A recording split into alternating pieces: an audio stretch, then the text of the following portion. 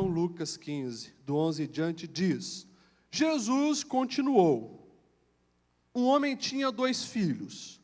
O mais novo disse a seu pai: Pai, eu quero a minha parte da herança. Assim, o pai repartiu sua propriedade entre eles. Não muito tempo depois, o filho mais novo reuniu tudo o que tinha e foi para uma região distante. Lá, desperdiçou seus bens vivendo irresponsavelmente. Depois de ter gasto tudo, houve uma grande fome em toda aquela região e ele começou a passar necessidade. Por isso, foi empregar-se com um dos cidadãos daquela região que o mandou para o seu campo, a fim de cuidar de porcos. Ele desejava encher o estômago com as vagens de alfarrobeira que os porcos comiam, mas ninguém lhe dava nada. Caindo em si, ele disse: quantos empregados do meu pai têm comida de sobra, e eu aqui, morrendo de fome? Eu me porei a caminho e voltarei para o meu pai, e direi: Pai, eu pequei contra o céu, contra ti, não sou mais digno de ser chamado teu filho, trata-me como um dos teus empregados. A seguir, ele levantou-se e foi para o seu pai. Estando ainda longe, seu pai o viu e, cheio de compaixão, correu para o seu filho, o abraçou, o beijou, e o filho disse: Pai, pequei contra o céu, contra ti, não sou mais digno de ser chamado teu filho. Mas o pai disse aos seus servos: depressa, tragam a melhor roupa e vistam nele, coloquem um anel em seu dedo, calçado em seus pés. Tragam um novilho gordo e matem-no. Vamos fazer uma festa e alegrar-nos, pois este meu filho estava morto e voltou à vida, estava perdido e foi achado. E assim começaram a festejar o seu regresso. Amém? Feche seus olhos, vamos orar. Deus, nós te agradecemos, Senhor, pela tua palavra. Te agradecemos pelas histórias que tu nos contaste e que tem lições preciosas para a nossa vida. Pai, fala conosco, ensina-nos, Senhor, a estar atento à tua voz, ao teu falar. Ensina-nos, Senhor, a disciplinar os nossos ouvidos para prestar atenção na mensagem que tu tem para as nossas vidas.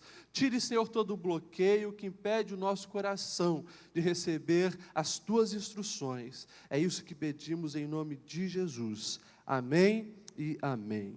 Quero estar sentado, meus irmãos.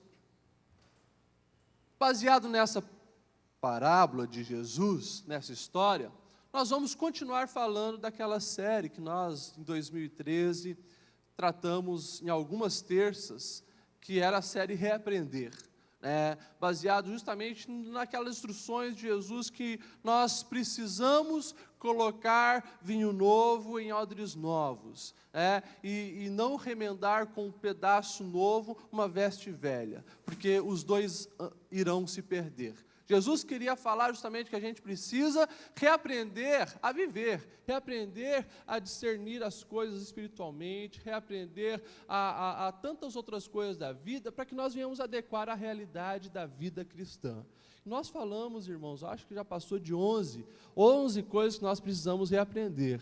Nós falamos sobre reaprender a cultuar, a orar, a jejuar, a perdoar, a servir, e tantas outras que até eu já me esqueci.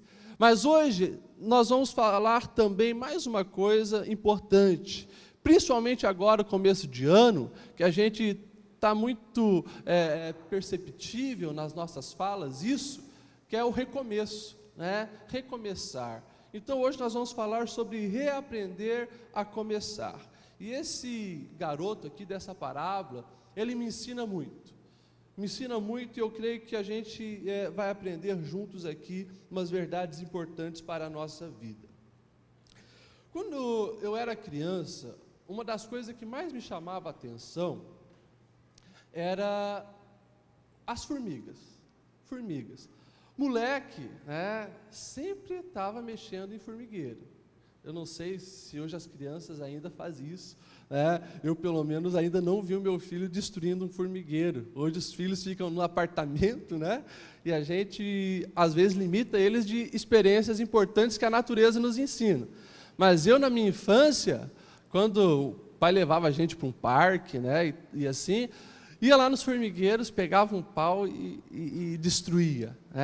Interessante, quando você passava lá, as formigas já tinham reconstruído tudo. A gente destrói e elas já recomeçavam ali um processo de construção novamente. Isso é fantástico, isso me chamava a atenção. E depois também, agora que eu vim a ser pai, os bebês me ensinaram muito, principalmente as crianças no processo de aprendizagem deles. Quando eles estão aprendendo a andar, é a coisa mais linda, Eles dá o primeiro passo, cai. Vai, tenta, cai. Engatear a mesma coisa, andar a mesma coisa e assim por diante, mas eles não desanimam. Eles sempre recomeçam o processo até o momento onde eles estão andando perfeitamente. Isso é algo importante para nós adultos, porque nós adultos muitas vezes desaprendemos a recomeçar. A gente desanima fácil, a gente desiste fácil, quando a natureza e a beleza da vida humana está ensinando essas lições para cada um de nós. É claro que isso talvez acontece porque um adulto já passou por muitas coisas ruins na vida, muito sofrimento que a vida traz, traição, morte e assim por diante, ou por tantas escolhas erradas que a gente já fez na vida. E a gente se frustra, a gente sofre e muitas vezes ficamos com medo de recomeçar o processo novamente e buscarmos uma completude de vida, buscarmos a verdadeira felicidade que a vida, e principalmente a vida no Senhor, tem para nos oferecer. Quando nós olhamos para Jesus, os seus ensinamentos e as suas vivências, por onde Jesus passou, as pessoas que ele encontrou, você vai ver que Jesus, ele foi um grande incentivador de recomeço. O próprio Evangelho é uma oportunidade de recomeço para a humanidade. É uma oportunidade de recomeçar uma nova história com Deus, um relacionamento com Deus.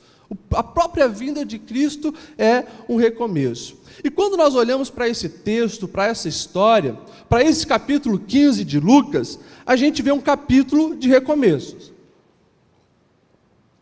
A gente vê Jesus contando 3 histórias, contando a história da ovelha perdida, que na ótica humana, na cultura pastoril do primeiro século, essa ovelha já provavelmente ia morrer, com tantos perigos lá fora, mas ela tem um recomeço, porque o bom pastor vai e resgata.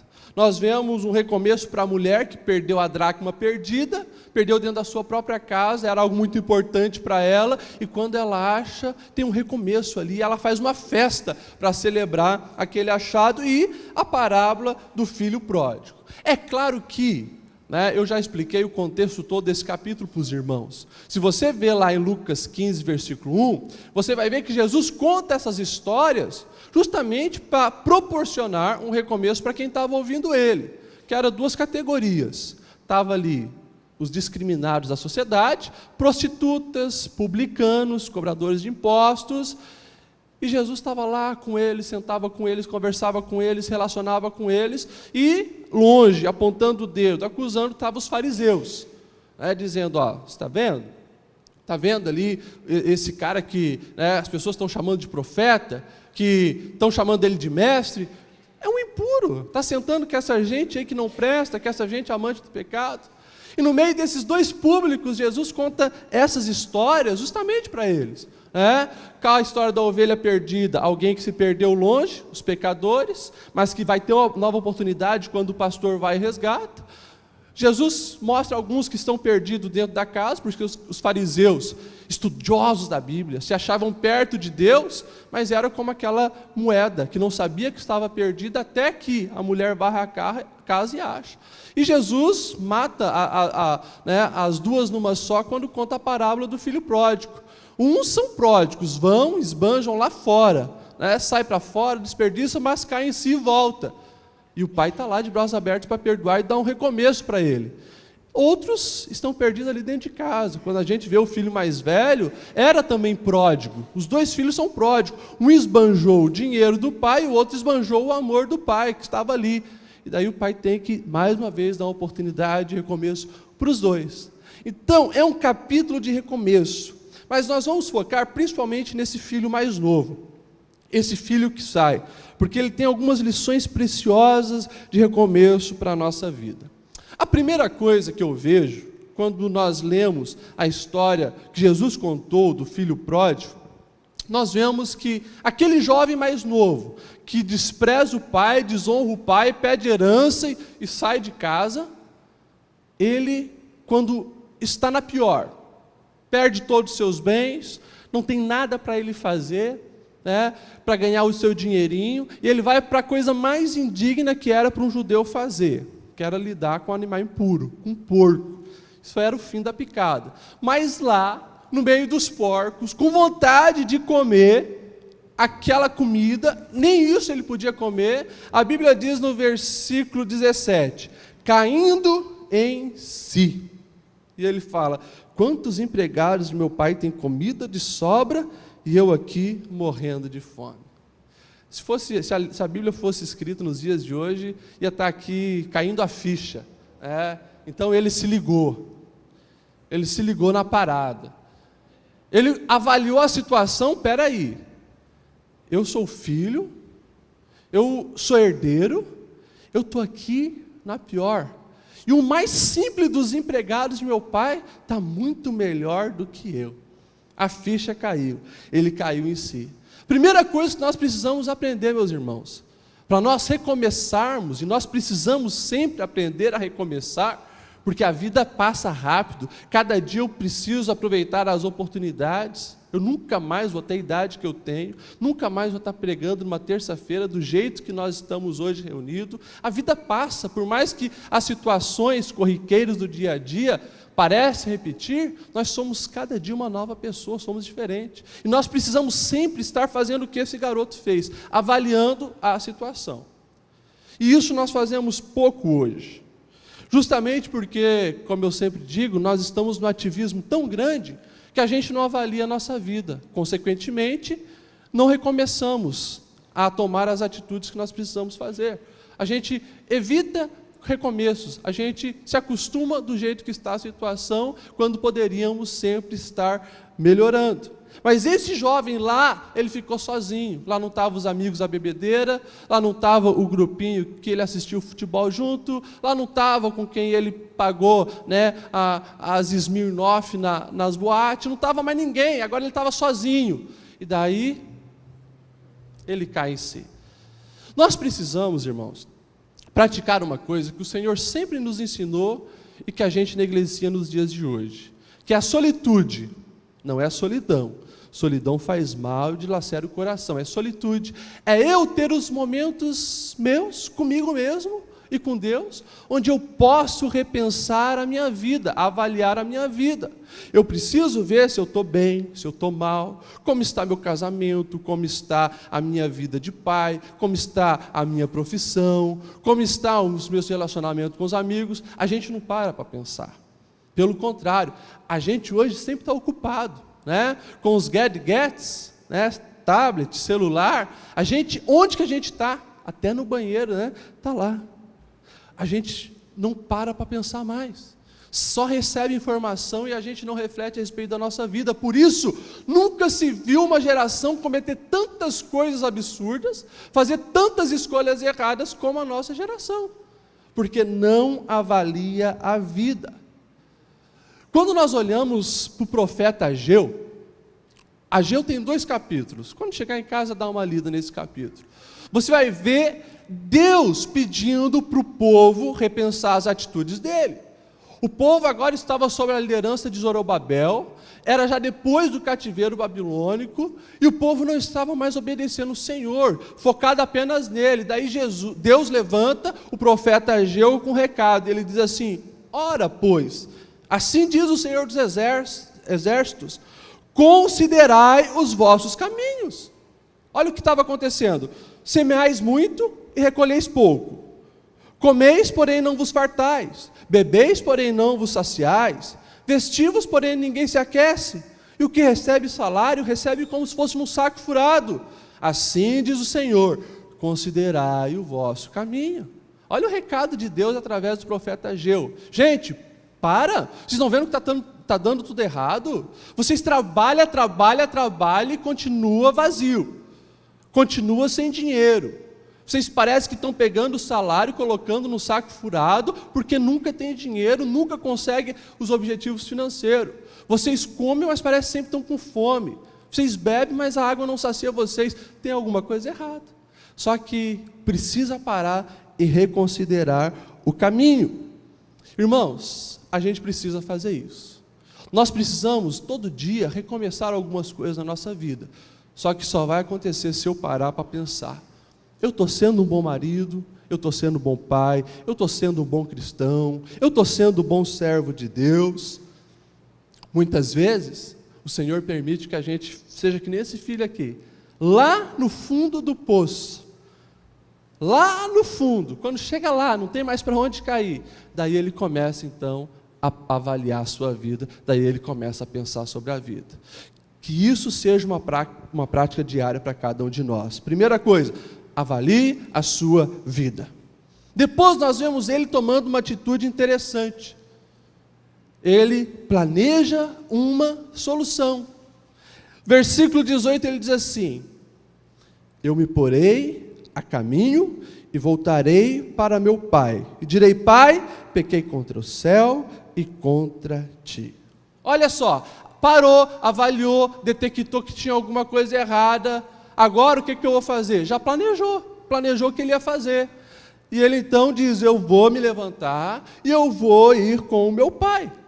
E isso é muito importante, porque ele não ficou se lamentando do que tinha acontecido.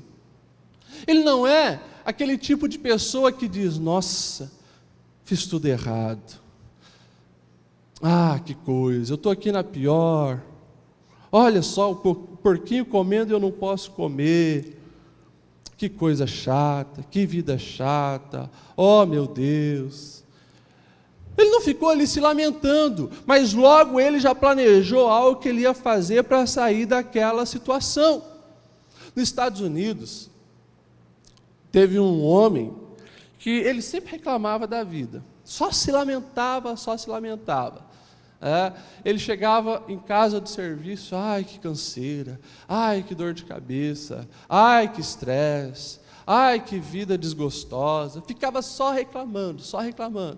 Um dia, ele mesmo se tocou que ele era um reclamão, um cara chato, o casamento estava afetado, a vida dos filhos estava afetado, seu desempenho profissional estava afetado, porque ele só reclamava da vida. Daí ele decidiu fazer um propósito. Ele disse: eu vou tentar ficar um dia sem reclamar. E ele começou. E ele desenvolveu uma campanha lá nos Estados Unidos, que o nome da campanha é Mundo Sem Reclamação. O nome dele é Tom Ali. E esse camarada desenvolveu esse movimento que tomou proporções em todos os Estados Unidos. E a vida dele mudou a partir do momento que ele parou de reclamar. Ele disse que até a dor de cabeça, que parecia algo biológico, que ele vivia reclamando, sumiu. Consequentemente, a família ficou muito mais feliz, muito mais agradável. O trabalho rendeu muito mais. A vida se tornou mais colorida, porque ele parou de reclamar, não ficou reclamando. E também esse jovem, ele planeja a solução, não fica de olho no erro, naquilo que ele tinha feito de errado, ele não diagnostica a escolha errada que ele fez para ficar se lamentando, porque ele também não estava preso mais ao passado. Esse garoto, ele sabia que ele tinha feito uma das coisas mais assombrosas que alguém pode fazer. O que é assombroso nos dias de hoje? Hoje, infelizmente, parece que não tem mais nada que nos assuste, né? A gente criou uma casca, parece, de resistência. É algo automático do ser humano, para não ser afetado pelas coisas que a gente vê e ouve na vida. A gente acaba criando uma casca para a gente não se sensibilizar. Mas o que talvez chocaria você hoje? Uma mãe que abandonou o filho numa lixeira, talvez isso choque. Quando passa uma cena na televisão de uma pessoa adulta agredindo um bebê, isso às vezes choca a gente. O que esse garoto fez para o seu pai, o nível do desrespeito dele é um pouco pior do que isso que eu exemplifiquei para vocês hoje. É um pouco pior, porque não tinha como um filho pedir a herança para o pai antes do pai morrer. Era ele querer a morte do pai. Esse garoto, na verdade, ele era um condenado à morte. Ele deveria morrer pelo nível de desrespeito que ele fez. E lá no meio, depois da avaliação que ele fez, ele projeta então uma atitude, ele planeja a solução para ele, porque ele não estava ali remoendo tudo aquilo de errado que ele tinha feito. Muitas vezes, nós não focamos na solução, porque nós estamos só olhando para os problemas da nossa vida. E a gente está tão cego pelo problema, que a gente não consegue planejar a solução, focar a solução, para depois ter atitude em direção à solução, porque a gente fica preso ao passado. Você imagina se esse garoto fosse desse tipo de pessoa, né? Não, imagine o que eu fiz, né? Eu desrespeitei meu pai, desrespeitei a minha família, desonrei todo mundo, e ficava preso ali, preso ali. É o que o pastor Nilton pregou, o papai pregou terça passada, o exemplo de Paulo, né? Esquecendo-me das coisas que para trás ficam, eu prossigo para o alvo. Você imagina que tipo de apóstolo Paulo fosse se ele não conseguisse se livrar do passado errante dele. Imagine, o cara matou um monte de cristão, o cara estava lá perseguindo a igreja, né? Matando mulheres, matando crianças, roubando os bens deles. Imagine, se Paulo não tivesse essa noção de que precisa abrir mão do passado, coisas novas tem para frente, vida nova, eu preciso recomeçar a vida a partir do Evangelho. E Paulo foi o que foi por causa disso, esqueceu das coisas que para trás ficam, ele tinha um alvo a seguir e foi uma bênção. Nós precisamos, meus irmãos, focar na solução. Você sabe o que está de errado na sua vida e aonde você precisa recomeçar. Avalie teu casamento, avalie tuas finanças, avalie tua vida de pai, de mãe. Aonde precisa recomeçar? Foque então na solução. Não fica reclamando do marido que você tem, da esposa que você tem, da situação financeira que está. Não fique reclamando do nível espiritual que você está. Foque a solução. E a partir daí, a terceira coisa é justamente tomar uma atitude. Ele planeja, já sei o que eu vou fazer. Eu vou lá com meu pai, vou dizer: pai, pequei contra o céu, diante de ti, não sou digno de ser chamado teu filho, me faz aí um pregado pelo menos. E a Bíblia diz no versículo 20, na história que Jesus contava, a seguir, levantou-se e foi para o seu pai. Ou seja, ele focou a solução e cumpriu o que ele havia planejado. Eu tenho falado, irmãos, de vez em quando aqui, que boas intenções não mudam nada, né? Tem até aquele jargão popular de boas intenções. De boas intenções, diz que o inferno está cheio, né? Mas boas intenções não mudam nada. Eu sempre exemplifiquei isso com o próprio Davi, com o erro de Davi na sua casa. Boas intenções a respeito dos filhos. Um dos nomes dos filhos é pai da paz, Absalão. E foi o filho que justamente trouxe guerra para dentro de casa, porque ele não tomou as atitudes que as suas intenções, né, almejavam. E aquele filho mata o outro filho dele, se torna um assassino. Aquele filho persegue o pai e procura matar o pai. Manda o pai embora de Jerusalém, se torna ali, por um momento, rei de Jerusalém no lugar do pai, até que é morto. Mas Davi teve muitas boas intenções com o filho, mas não tomou atitude.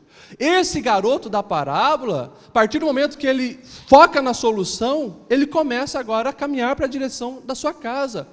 Toma uma atitude. Nós precisamos, irmãos, ter muito mais atitudes, porque tem gente que sabe o que é certo fazer, mas não faz. A gente se acostuma no erro, e a nossa vida não melhora, não progride, porque a gente não toma atitude. Eu gosto do exemplo do famoso Dwight Moody, né, que é um pastor conhecido mundialmente como um dos grandes evangelistas, desde a sua adolescência fazendo diferença.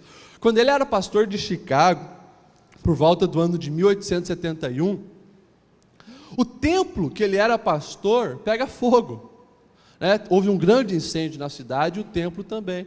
E ajunta aquela multidão, né? Aquela multidão para tentar fazer alguma coisa, né? Mas no meio do fogo, o povo começa a reclamar, lamentar, pastor, e agora, e agora, e agora? Enquanto o povo estava lamentando, Moody já tinha visto ali com um dos seus conhecidos um lugar para realizar já o culto do dia seguinte. E aproveitou que a multidão estava ali, já estava indo de um em um para convidar os irmãos para irem no culto lá naquele lugar. Por quê? Tomou uma atitude. E quando nós olhamos para esse garoto, a gente vê aqui atitudes diferentes. Né?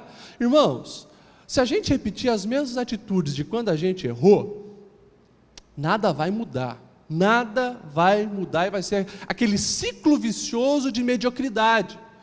Mas esse garoto agora, esse filho pródigo, ele tem atitudes diferentes, porque ele sai da sua casa arrogante, achando, eu sei da minha vida, pai, dá o dinheiro aqui, pode deixar, eu sei administrar dinheiro, eu sei fazer boas amizades, eu mando na minha vida.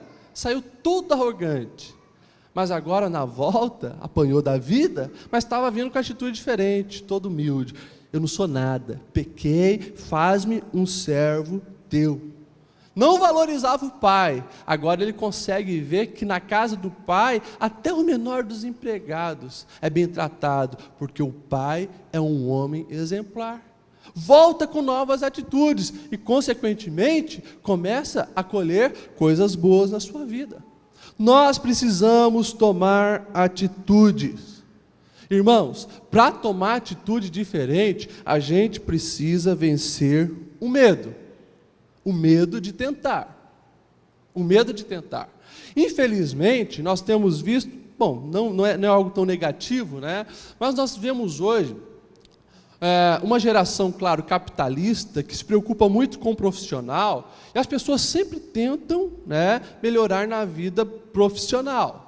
E você tem visto aí grandes palestrantes do Brasil todo, grandes pessoas que estão aí nas empresas palestrando, e o conteúdo deles é isso que Jesus ensina.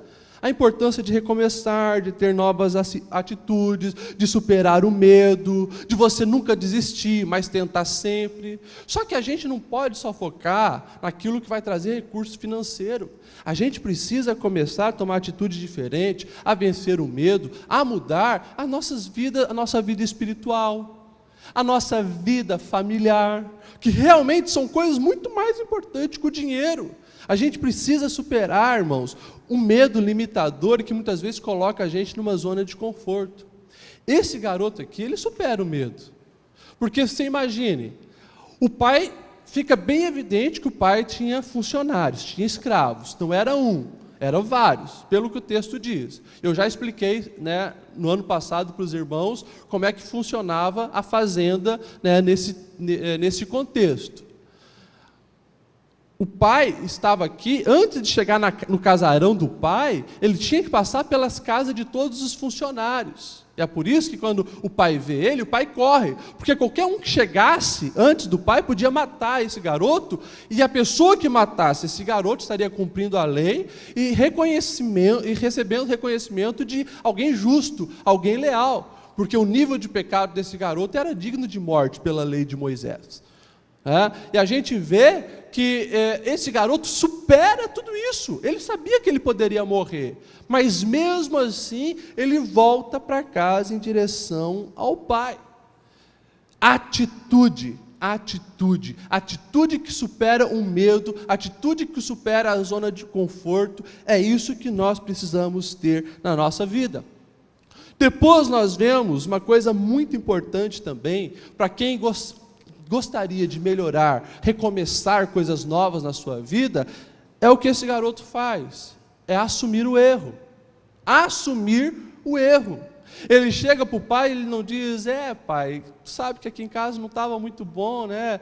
Eu e meu irmão não estávamos se batendo, né? O senhor não estava me dando atenção, por isso que eu saí de casa. Não, ele chega para o pai e diz, pai, pequei, eu pequei. Eu errei, o erro é meu. Irmãos, desde quando o pecado entrou no mundo, essa tem sido uma das maiores dificuldades do ser humano. Reconhecer que ele errou. A gente gosta de procurar alguém para a gente colocar a culpa. A gente não gosta de assumir a culpa. Isso começou, já falei para os irmãos uma vez, né? Lá no Éden. Deus chega para Adão: Adão, onde está, Senhor? Eu me escondi porque eu estava nu. Quem disse que estava nu? Por acaso comeste do fruto proibido? Foi a mulher, né? Foi a mulher que tu me deste. E daí a mulher também não assume a culpa. Foi a serpente que me enganou. Ou seja, a terceirização da culpa é algo que o pecado colocou na humanidade e que hoje você vê as pessoas o tempo todo assim.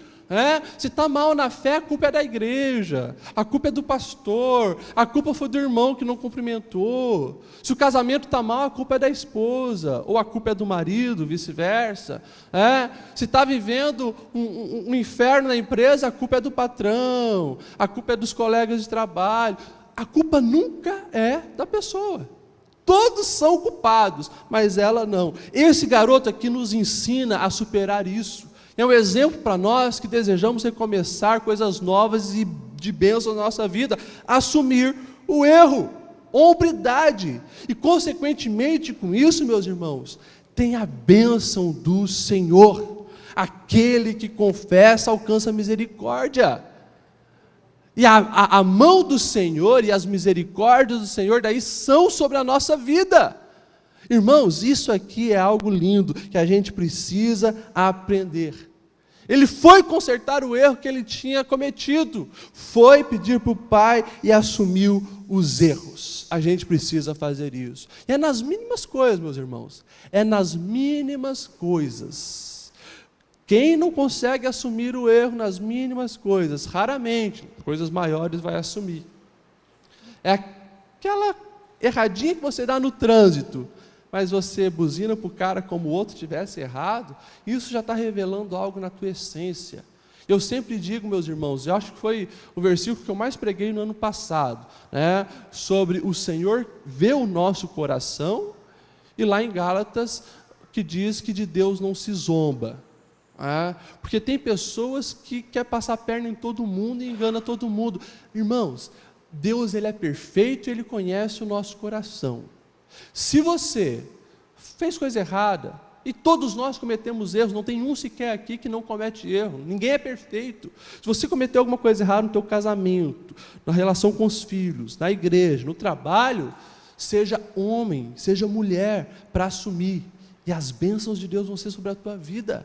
As oportunidades de recomeçar serão muito mais abundantes sobre você. Além de assumir o erro, uma outra coisa, a quinta coisa que eu coloquei aqui, ele aproveita as novas oportunidades, porque agora o Pai lhe dá uma nova chance. Ele chega para o Pai: Pai, pequei contra o céu, contra ti. Quando ele fala, não sou digno de ser chamado teu filho, ele vai pedir para ser um escravo. O Pai já interrompe ele e diz: tragam a melhor roupa, tragam as sandálias, tragam o anel. Ou seja, o pai ali está mostrando que ele não quer receber o filho como um escravo. Primeiro que ele nem deixa o filho se jogar ao chão como deveria ser. Ele primeiro abraça o filho e depois beija, olho no olho, dizendo: tu continua sendo meu filho, tu és sangue do meu sangue, tu é igual a mim. Tragam a túnica, vamos honrá-lo. Tragam o anel, vamos dar autoridade. Tragam as sandálias. Eu quero que todos vejam que ele é diferente dos escravos que andam descalço. O pai está dando ali uma nova chance. E aquele garoto, então, aproveita a oportunidade e entra para a casa do pai para festejar. Quase sempre, eu não coloco sempre porque alguns, às vezes, não têm a oportunidade de recomeçar. Mas quase sempre haverá novas oportunidades. E a gente precisa aprender e abraçar essas novas oportunidades. Eu gosto do exemplo do João Marcos. Na viagem missionária que ele vai com Paulo e Barnabé, a Bíblia diz que certa altura da viagem, João Marcos desiste, desanima e volta para Jerusalém. Paulo fica furioso, a ponto de na próxima viagem, quando ele fala que quer ir junto, Paulo diz: não, tu não vai, se tu for eu não vou. E daí Barnabé e Paulo se separam por causa do João Marcos. E daí Paulo vai com Silas e Barnabé pega o seu companheiro e vai também para outro, pega o João Marcos, vai para outro canto e se separa ali aquela dupla maravilhosa que era de obreiros da casa do Senhor. E João Marcos fica naquela situação, porque ficou até aquele momento como covarde. Na primeira viagem que ele foi, ele abandonou, desistiu. Mas ele aproveita a oportunidade que agora tem de amadurecer ao lado de Barnabé, se torna o escritor do Evangelho de Cristo, de Marcos, né, o nosso segundo evangelho, e depois ele se torna alguém indispensável para Paulo. Paulo, na sua última carta, quando estava escrevendo lá para Timóteo, capítulo 4, versículo 12, ele diz assim, olha, por favor, me tragam João Marcos, que ele muito me é útil no ministério. Porque ele aproveitou as oportunidades que ele veio tendo depois daquele erro que ele cometeu, e foi honrado. Para todos nós hoje estarmos aqui relembrando esse exemplo dele. Aproveitou novas oportunidades. E isso a gente precisa fazer sempre, meus irmãos. Todo dia você vai ter uma oportunidade de ser melhor do que você é. Todo dia você vai ter uma oportunidade de ser um melhor marido, uma melhor esposa, um melhor pai, uma melhor mãe, um melhor cristão. E a gente precisa abraçar essas oportunidades. E a sétima coisa que a gente vê bem claro aqui, é que o Pai, Deus, Ele sempre nos dá uma nova chance. Na história diz que estando ainda longe, o Pai o viu e cheio de compaixão correu para o seu filho, o abraçou e o beijou. Ou seja, o Pai perdoa os nossos erros. Eu não sei, irmão, o nível de erro que você cometeu, tem cometido, nível de pecado, mas saiba disso, Deus perdoa. Deus perdoa. Agora, a pergunta de recomeço mais importante que a gente precisa fazer é justamente se você se perdoou. Porque se você não se perdoa, você não consegue recomeçar. Se você se perdoa, você está condenado ao fracasso. Foi o que aconteceu com Judas. Judas, ele errou feio. E ele teve um remorso tão grande que foi lá e jogou as moedas que tinha vendido Jesus. Mas ele não entendeu o perdão verdadeiro. Que Pedro, que negou Jesus, entendeu.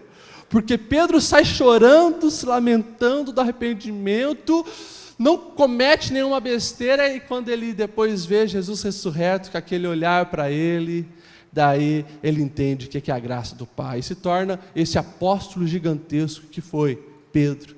Judas não entendeu isso. Por isso nós precisamos olhar para isso, irmãos, e fazer a pergunta, olha, se Deus me perdoou, Deus perdoou o meu pecado, quem sou eu para não me perdoar? Para de ficar levando essa culpa, o jugo que não se entrega ao Senhor. Jesus disse, vinde a mim, vocês que estáis cansados, sobrecarregados, que eu vou aliviar vocês. Tira esse jugo aí e toma aqui o meu é leve, o meu você dá conta, leva isso. É a proposta de Jesus. Então, meus irmãos, a gente precisa ter isso bem claro, Deus sempre nos dá uma nova chance. Só que, presta atenção, Deus nos perdoa e nos dá uma nova chance. E por isso a gente precisa estar atento e enraizado em Deus. Porque se você não estiver focado em Deus, você vai ver que muitos irmãos, muitas pessoas não perdoam. Deus perdoa, mas muito vai estar que nem aquele irmão mais velho, pronto a jogar na cara. Esse teu filho aí, que foi lá, desperdiçou todos os bens, com as prostitutas, encheu a cara, só queria farrear, agora ele volta. O irmão não tinha perdoado. Irmãos, se você não estiver focado em Deus, você não vai conseguir recomeçar sempre para melhor. Porque você vai ficar dando muito valor para as conversas dos outros, muito valor para a opinião dos outros. E aí você vai de mal a pior. Porque sempre vai ter alguém para te acusar. Por isso, foque em Deus, olhe para Deus, deixa Deus realmente guiar a sua vida, e que realmente a opinião de Deus a teu respeito que valha. Isso é o que importa, porque sempre vai ter alguém querendo te acusar. Ah, pastor, mas isso até dentro da igreja? Até dentro da igreja. Por onde você estiver, na família, aonde você estiver, sempre vai ter alguém querendo jogar o teu passado na cara. E se você não estiver de bem com Deus, você perde a oportunidade de recomeçar. Precisamos reaprender a recomeçar, meus irmãos, a cada dia. A vivência de Jesus na terra foi justamente para isso, proporcionar recomeço às pessoas. E quando a gente olha, infinitos exemplos que a gente podia citar. Separei aqui os 5. Primeiro, da mulher adúltera, né? Chega lá, os fariseus jogando a mulher, foi pega em adultério, vamos apedrejar. Jesus diz: quem não tem pecado, atire a primeira pedra, dá uma nova oportunidade para aquela mulher. Ela levanta e ele diz: vai e não peques mais. Tem atitudes diferentes, mas você está tendo uma nova oportunidade. Você vê a mulher samaritana, né, se encontrando com Jesus lá no poço de Jacó. Já tinha tido 5 maridos, provavelmente era muito mal falada na sua cidade, mas agora ela tem uma nova oportunidade. Jesus se revela para ela como a água da vida que mata a sede espiritual. E agora, daquela má fama que ela tinha, ela chega na sua cidade como a primeira proclamadora das boas novas do Evangelho. E convida todo mundo para ver Jesus. Muda a fama dela. A gente vê o endemoniado gadareno, preso por demônios. Multidões de demônios ali dominando aquela vida. Quando ele encontra Jesus, o Senhor dá uma nova oportunidade para ele de ser um grande missionário, lá em Decápolis, na região que ele morava. Você vê Maria Madalena, mulher que Jesus tinha expulsado 7 demônios. A mulher provavelmente dava muita legalidade para o diabo, fazia muita coisa errada. Não tinha uma fama muito boa. E Jesus escolhe justamente ela para ser a primeira pessoa a quem ele foi aparecer depois da ressurreição. Para ela, a partir dali, ser uma proclamadora que Jesus está vivo. E a gente vê o chefe dos publicanos, Zaqueu, sempre explorando o povo, incentivando, né, os seus súditos publicanos a tirar uma beiradinha sempre, mas quando ele encontra Jesus, ele tem um recomeço de vida. E a partir daquele momento, Jesus deixa bem claro para ele: hoje a salvação entrou nesta casa, esse também é filho de Abraão. Irmãos, são exemplos que mostram que nós precisamos sempre recomeçar e melhorar. A vida, ela é curta para a gente desperdiçar os momentos de relacionamento, momentos de vivência. Então eu te convido a você, a partir de hoje, todos os dias, fazer essa escolha. Recomece na sua vida de fé. Você certamente tem muito que melhorar na sua vida de fé. Se eu perguntar para alguém aqui se você está plenamente satisfeito com o seu nível de vida de fé, de vida espiritual, eu tenho certeza que ninguém vai levantar a mão, porque a gente sabe que precisa melhorar. A gente sabe que precisamos orar mais, buscar mais ao Senhor, se dedicar mais às coisas do reino dele. O Senhor oferece oportunidade para cada um de nós. A gente precisa aprender a recomeçar na nossa vida matrimonial. Eu, irmãos, vivo repensando isso, porque como a gente fala em coisas pequenas, né? Nós homens. Esse ano eu recomecei a minha vida conjugal com um negócio simples, que é colocar o sapato no lugar. É chegar em casa, tem um lugar para colocar o sapato, não deixar jogado lá. Algo que a gente negligencia, mas faz toda a diferença. Eu preciso a cada dia recomeçar a ser um melhor marido.